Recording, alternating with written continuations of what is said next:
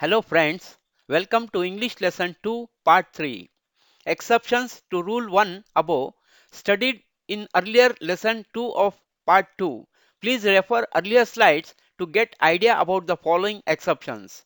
It has been said in rule 1 above that a singular subject takes a singular verb and plural subject takes a plural verb. There are, however, the following three exceptions to this general rule. Dare Point number one, dare not and need not. These are two typical verbs which in negative sentences where the dare and need are followed by not are used in the plural form even when singular subjects. The examples are given below. Example number one, he dare not to oppose me. Example number two, they dare not to oppose me. Example number three, he need not go. Example number 4, they need not go. Okay, we'll move to next slide.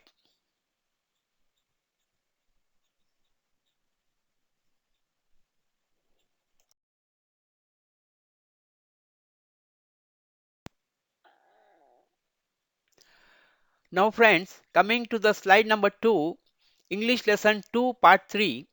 Here is a note. Note goes like this. If dare and need are used in affirmative sentence, that is without not, they take singular form with singular subject and plural form with plural subject. Examples 1, he dares. Example 1a, they dare. Example number 2, he needs. Example number 2a, they need.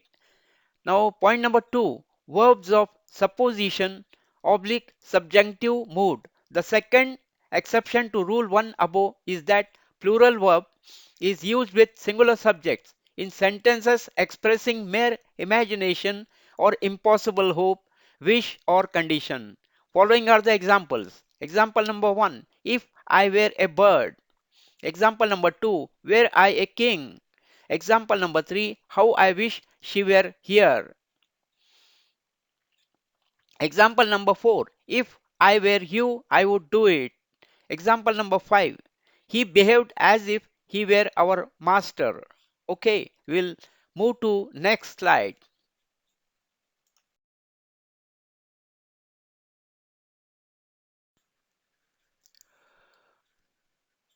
Now friends, coming to the next slide, English lesson 2 part 3. Point number 3. Verbs of wish, blessing.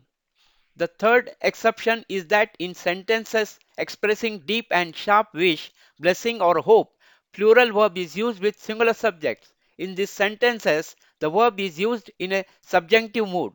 This use is now confined to a very few sentences only. Illustrations are given below. Point number 1, long live the king. Example number 2, God save the king. 3, Lord bless you. 4, long live our friendship. Okay, we'll move to our next slide.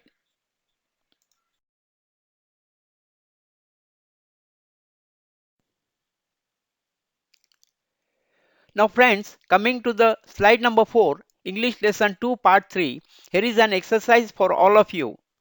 Filling the blank with the correct verb from those given in the brackets. There are 8 sentences with the blank space where you have to choose a correct verb for these sentences.